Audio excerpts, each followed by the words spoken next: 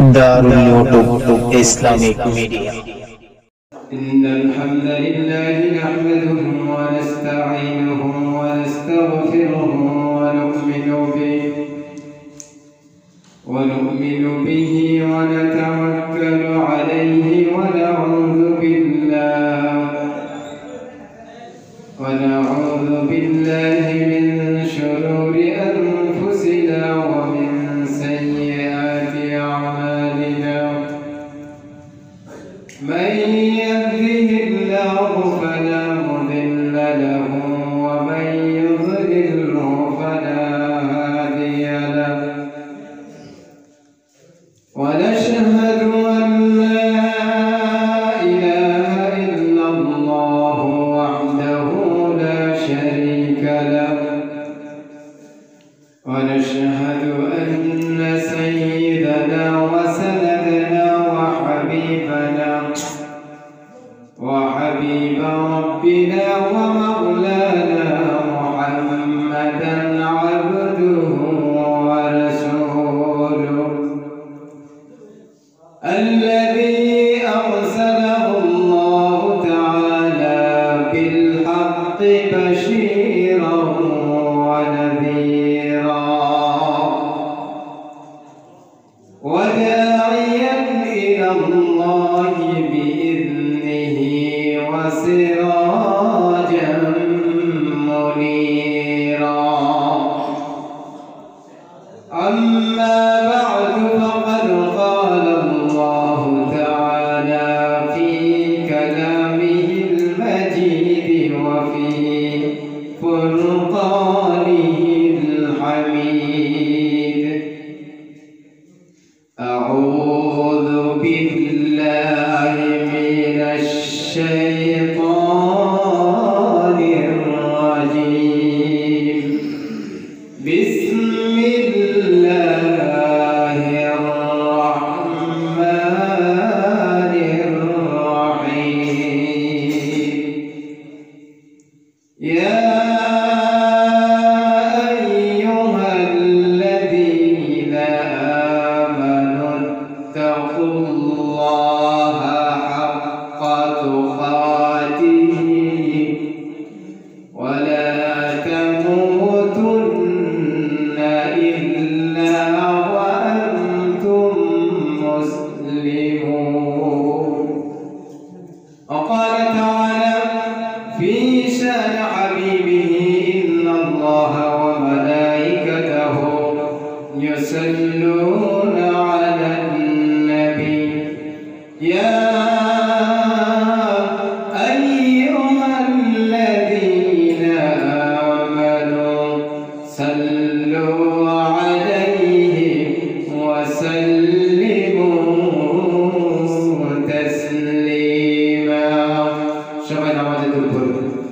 اللهم صل على محمد وعلى آل محمد كما صليت على إبراهيم وعلى آل إبراهيم إنك حميد مجيد.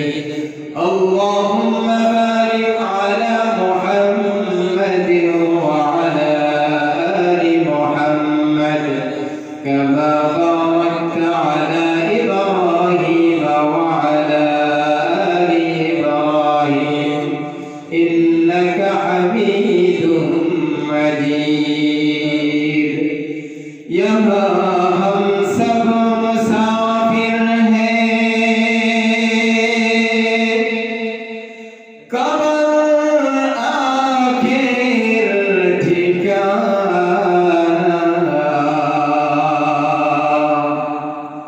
कोई आगे रवाना है, कोई पीछे रवाना। बलगल उला बिकमालिही कशफत तुजा बिजमालिही असनत जमीअ खिसालिही सल्लु अलैहि व आलिही। अल्हम्दुलिल्लाह। আজকে এই মক্কা মসজিদ নগরীরা বস্তির মক্কা মসজিদ আয়োজিত আমাদের ছাত্র ভাইদের পক্ষ থেকে একটি ছোট্ট প্রোগ্রাম, কোরআনের প্রোগ্রাম, যে প্রোগ্রামে অনেক সময় ধরে কোরআনের তিলাওয়াত, নাতে রাসূল এবং হামদে বারি তাআলা পরিবেশন করে আসতেছে। রাত্রেও অনেক হয়ে যাইতেছে, অল্প সময়ের ভিতরে আমি শেষ করে দিব। তো শুরুতেই আমি সবাইকে মোবারকবাদ জানাই। আমার সম্মুখে যারা আছেন, আমার ক্লাসের ছাত্র ভাইয়েরা বা আমার উপরের ক্লাসের ছাত্র বড় ভাইরা, আমার সম্মুখে আছেন এই অঞ্চলের মুরব্বিয়ান নিজাম এবং উলামায়ে কেরাম রয়েছেন, হুফাজায়ে কেরাম রয়েছেন। সবাইকে আন্তরিক মোবারকবাদ জানিয়ে শুরুতে আল্লাহ রাব্বুল ইজ্জত ওয়াল জালালের দরবারে অসংখ্য অগণিত শুকরিয়া আদায় করছি, যে মহান মনিব, যে মালিক, যে সৃষ্টিকর্তা, যে পালনকর্তা আমাদেরকে আজকে এই মাহফিলে, এই মজলিসে বসার তৌফিক দিয়েছেন। তাই সবাই বলি আলহামদুলিল্লাহ। আমি আল্লাহ পাকের কালামে পাকের থেকে একটি আয়াতে কারিমা আপনাদের সম্মুখে তিলাওয়াত করেছি। সেই আয়াত অবলম্বনে অল্প সময় কথা বলবো। যে আমি আয়াত তিলাওয়াত করেছি, আল্লাহ রাব্বুল ইজ্জত ওয়াল জালাল আমাদেরকে বলতেছেন, হে ঈমানদারেরা, আল্লাহকে ভয় করো এবং মুমিন না হয়ে তোমরা দুনিয়া থেকে চলে যেও না, মৃত্যুবরণ করো না। প্রথমে বলেছেন তোমরা আল্লাহকে ভয় করো। ভয় আরবিতে বলা হয়, আরবিতে যদি ব্যাখ্যা করা হয় ভয়ের, তাহলে এটাকে বলা হয় তাকওয়া। তাকওয়া হলো আল্লাহর ভয়। একজন মানুষ তার ভিতরে যদি তাকওয়া থাকে, আল্লাহ রাব্বুল ইজ্জত ওয়াল জালালের ডর ভয় তার অন্তরে থাকে, সে গুনাহের কাজে পা বাড়াতে পারে না।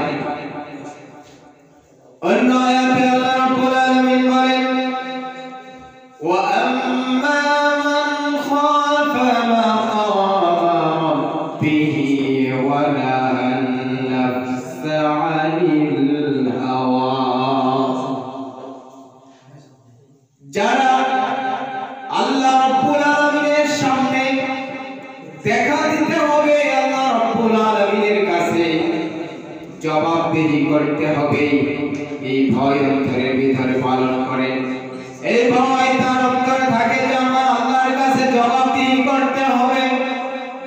এই ভয় নিয়ে দুনিয়ার সমস্ত গুনার কাজ থেকে বেঁচে থাকে, দুনিয়ার সমস্ত নানান ধরনের ফাহিশা কাজ থেকে বেঁচে থাকে। রব্বুল আলামিন পরে আয়াতে বলে, ফা ইন্নাল জান্নাতা হিয়াল মাওয়া।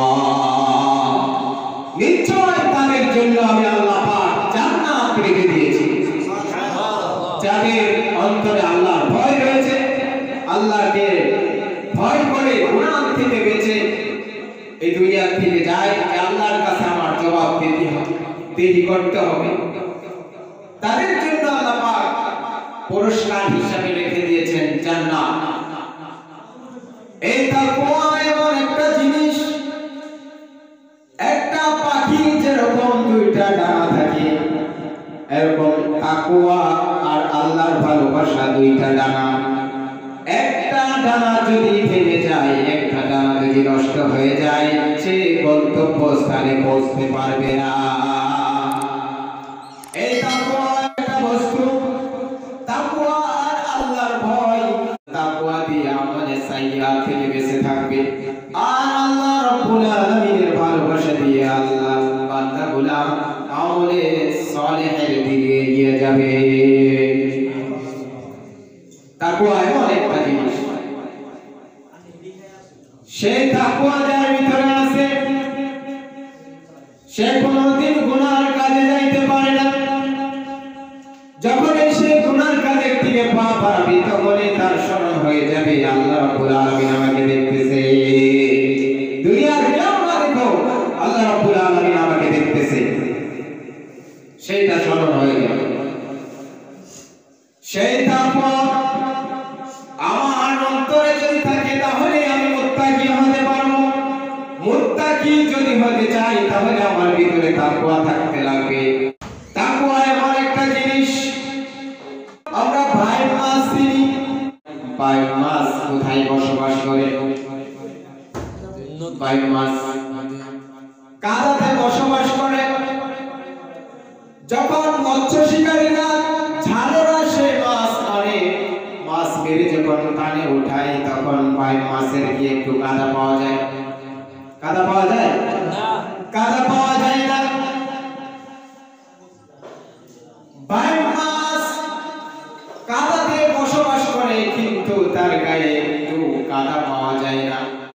যেরকম ভাই মাছ কাদাতে বসবাস করে, তার দেহের ভিতরে বা শরীরের মধ্যে একটু কাদা পাওয়া যায় না, সেরকম একজন মুত্তাকি এই দুনিয়ার মধ্যে বাস করবে।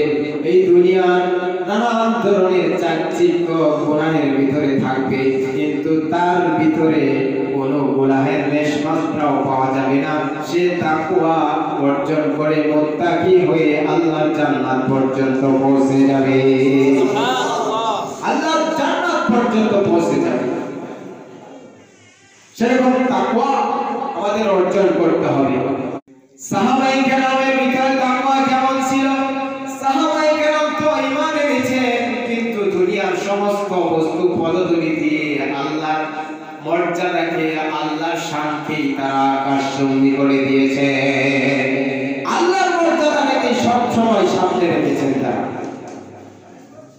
হযরত আবু বকর রাদিয়াল্লাহু তাআলা আনহু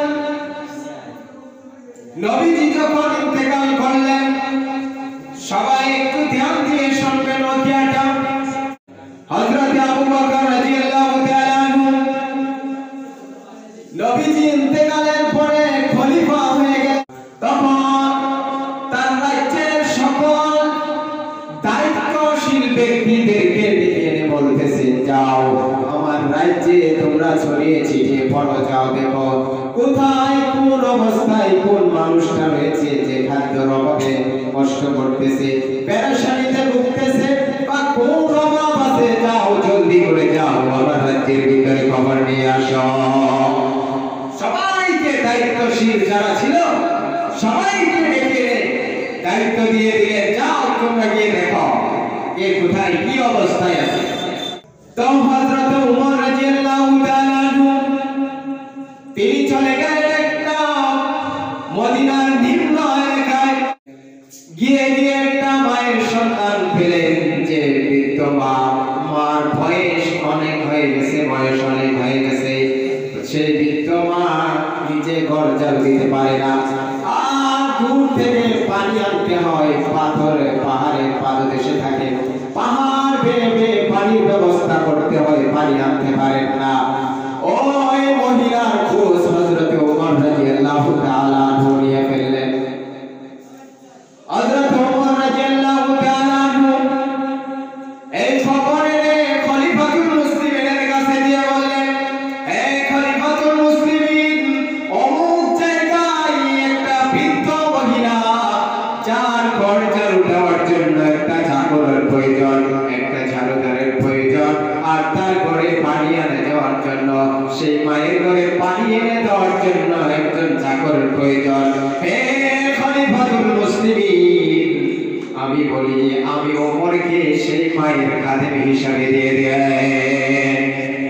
আমি ওমরকে সেই মায়ের খাদেম হিসাবে যদি ইজাজত দিয়ে দেন, আমি বড়ই ভাগ্যবান হতাম। এই মায়ের ঘর ঝাড়ু দেওয়ার দায়িত্ব আমাকে দিয়ে দেন, মায়ের ঘরের পানি আনার দায়িত্ব আমাকে দিয়ে দেন। হযরত আবু বকর বললেন, যাও ওমর, তোমাকে দেওয়া হলো। হযরত ওমর রাদিয়াল্লাহু তাআলা আনহু ওই দিন পুরীর কাছে গিয়ে বলতেছে, হে বৃদ্ধ মা, আমাকে খলিফাতুল মুসলিমিন দায়িত্ব দিয়েছেন, আমি আজ থেকে আপনার ঘর ঝাড়ু দেওয়ার কাজ করব, আর আপনার ঘরে পানি আনার জন্য চাকরের কাজ করব।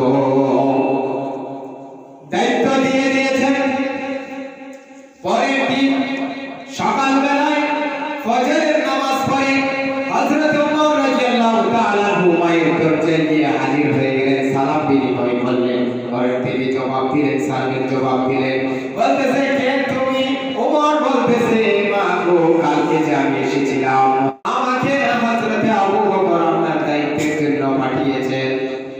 তখন ওই মা বলতেছে, হে ওমর, তুমি আসতে দেরি করে ফেলেছ, কে জানি এসে ফজরের আগ মুহূর্তেই তোমার এই কাজগুলো করে দিয়ে গেছে। হে ওমর, তুমি আসা দেরি হয়ে গেছে, তুমি আসার পূর্বে কে জানি ফজরের আগে কাজগুলো করে দিয়ে গেছে। উমর রাদিয়াল্লাহু তাআলা চিন্তা করতেছে, দায়িত্ব হলো আমার, কে আদায় করলো, কে হতে পারে এই লোকটা?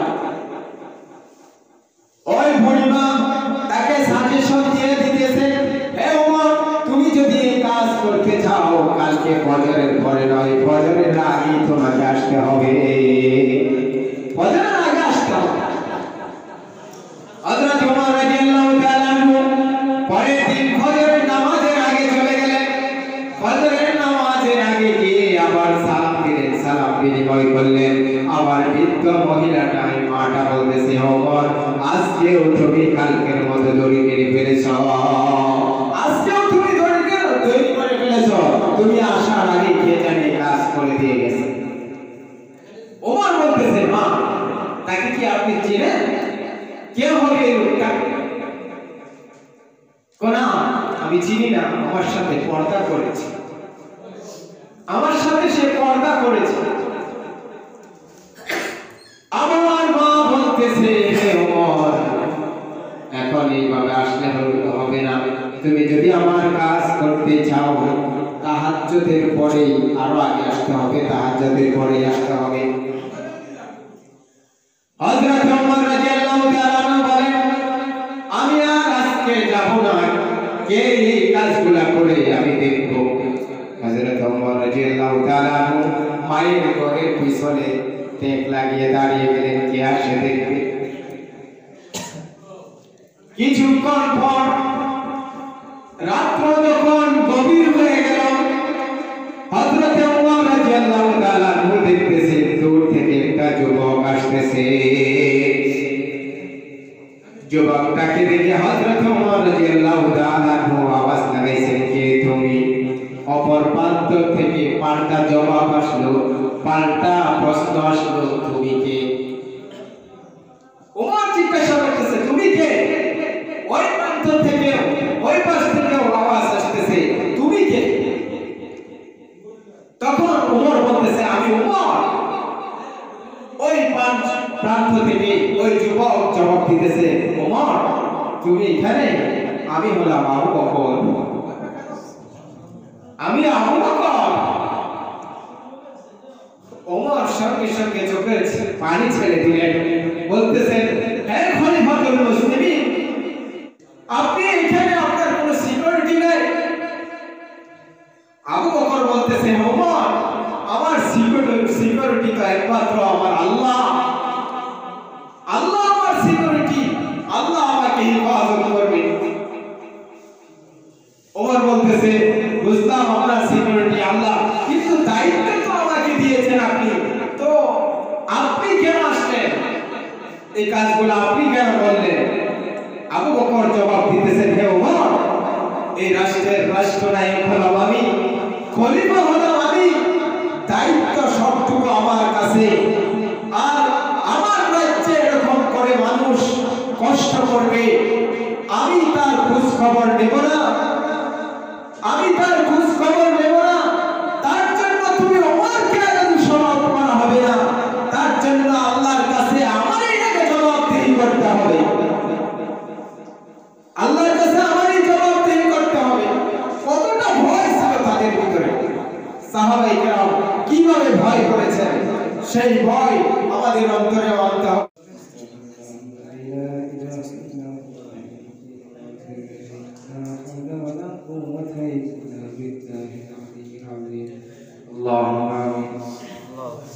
ربنا ظلمنا أنفسنا وإن لم تغفر لنا وترحمنا لنكونن من الخاسرين. ربنا ظلمنا أنفسنا وإن لم تغفر لنا وترحمنا لنكونن من الخاسرين. ربنا آتنا في الدنيا حسنة وفي الآخرة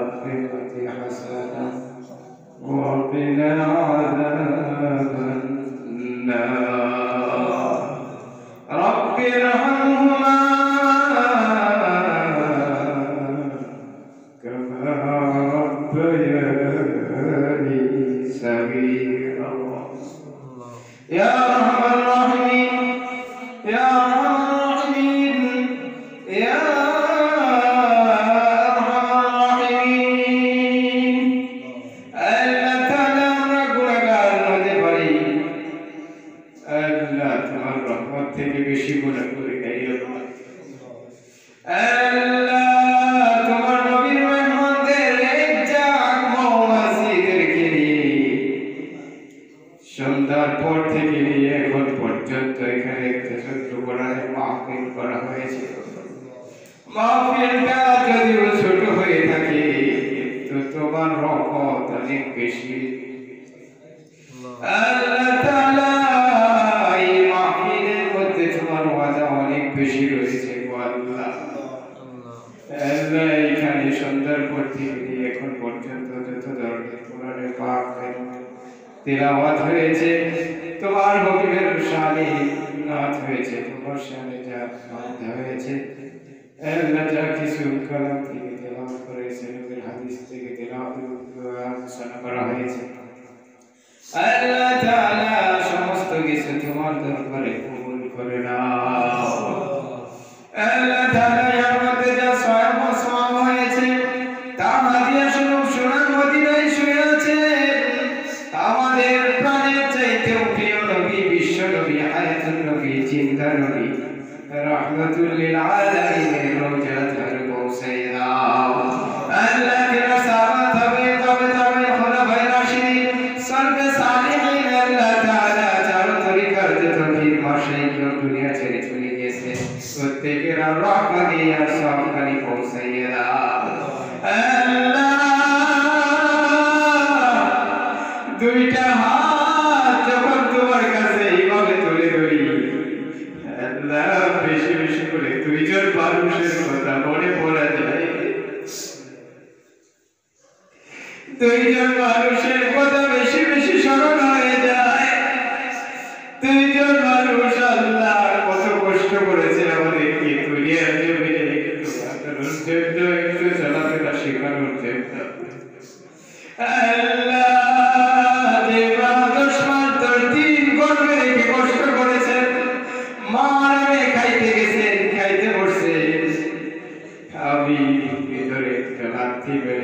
মার পরিচার মধ্যে রাত্রি দিয়ে মার ব্যথা শুরু হয়ে গেছে মা অস্থির হয়ে গেছে খাইতে পারে নাই আমার জন্য সইতে পারে নাই ভালো করে আল্লাহ বাবা মাথার গাম পায়ে ফেলে রোজগার করে মানুষ করেছে আল্লাহ কত কষ্ট করেছে মা কত কষ্ট করেছে বাবা আল্লাহ আমি নিজেও একজন বাবার অভাবী আল্লাহ বাড়িতে যাওয়ার পর বাবা মাকে ডেকে বলতো জলদি করে তাকে খাবার দাও এখন তো বাড়িতে গেলে কেউ বলে না কেউ কথা বলে না তাকে খাবার দাও